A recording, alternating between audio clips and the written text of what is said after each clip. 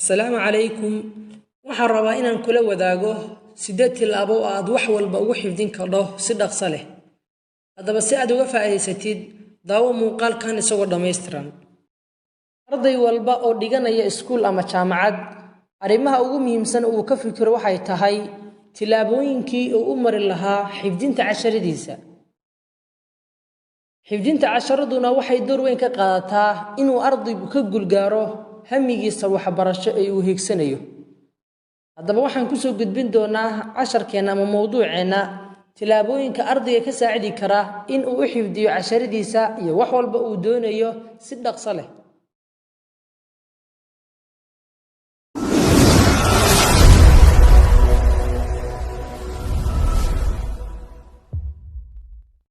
tilaabada koobaad ku celcelinta xifdinta. ku celcelinta sadar walba dhowr jeer aad ku celcelisid waxay lama horaan u tahay in ay maskaxdu si fudud oo qoto dheer wax u xifdiso. iskuna day inaad dib u xasuusatid wixii aad soo xifdisay. ana u gudbin sadarka labaad adigoo si dhameystiran u xifdinin sadarkii ka horeeyay. tilaabada labaad ihtimaamsiinta waxaad baranaysid. haddii uu ardaygu ihtimaam siinin waxa uu baranayo ama uusan isku dayin inuu dib u soo muraajaceeyo waxay keeni kartaa in uu ardaygu si dhib yar ku ilaawo wuxuu soo xifdiyay. taasina waa inta badan waxa ardayda ku dhacda. sababtoo ihtimaamsiintu waxay faro u tahay in maskaxda heegan la geliyo loona diyaariyo inuu xifdiso. sidaa darteed waa laga marmaan inuu ardaygu qiimo iyo micno weyn ugu fadhido waxa uu rabo inuu xifdiyo. tilaabada saddexaad samaynta jadwal. samaynta uu ardaygu sameeyo jadwal gaar u ah casharadiisa iyo u nidaaminta casharadiisa qaab saxan oo uu dhaqangelin ku samayn karo waxay ardayga ka saacidi kartaa in uusan welwelin ama baqdin iyo walwal uusan ku beermin marka la gaaro xilliga imtixaanka. sidoo kale ay u sahlanaato in uu muraajaco ku sameeyo casharadii uu soo xifdiyey. tilaabada afaraad ku xifdinta jawi degan. markii aad rabtid inaad wax akhridid ama aad xifdisid waxaa laga marmaan ku ah ardayow in aad tagtid meel jawigeedu uu degan yahay. sababtoo ah meelaha buuqa iyo sawaxanka tirada badan uu ka dhacayo waxay carqaladeyn karaan xifdintaada. sidoo kale waxaa laga marmaan ku ah in ay naftaadu noqoto mid u diyaarsan wax akhrinta ama xifdinta. haddii ay naftaadu haamaamsi dareemayso ama ay dareemayso gaajo taasi waxay hoos u dhigi kartaa tayada wax xifdintaada. tilaabada shanaad ismaqashiinta waxaad xifdinayso. ismaqashiintu waa adigoo casharkii akhrinaya isla markaana xifdinaya. habkani waxa uu saacidaa in ay maskaxdu si fiican wax u weelayso. habkani waa uu ka fiican yahay adigoo indhaha wax ka akhrinaya oo aan codkaaga kor u soo qaadayn. tilaabada lixaad qaado waqti nasasho. saacado xiriira oo aad wax akhrisid waxay naftaada ku keeni kartaa in ay dareento caajis iyo daal tiro badan. haddaba si aad uga fogaatid in ay naftaadu dareento caajis iyo daal tiro badan waxaa laga marmaan ku ah inaad naftaada siisid waqti ay ku nasato kuna degto si ay dib ugu noqoto xifdintii casharka. tilaabada toddobaad samaynta jimicsi.